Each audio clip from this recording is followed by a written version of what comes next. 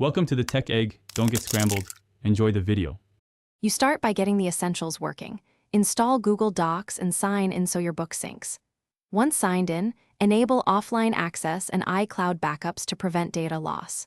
Next, create a new document and give it a clear title. Add a basic outline in the first page so you know your chapters. Make sure the on-screen or physical keyboard is configured. This speeds typing and navigation and sets you up to write without interruptions. Now you move into steady drafting.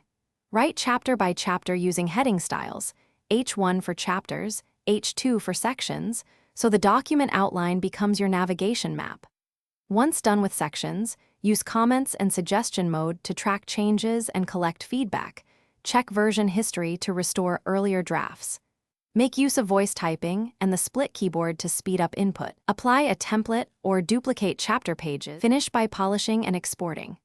Use spell check and grammar suggestions, then read sections allowed to catch rhythm and flow.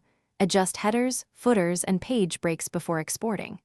Export a master copy to PDF or EPUB for distribution and a docx for editors. If syncing or uploads fail, make sure offline mode is off, reconnect Wi-Fi, and relogin.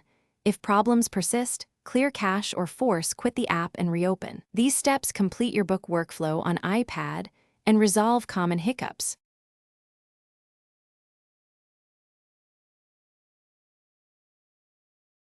Thanks for watching. Consider subscribing if I helped unscramble your problems.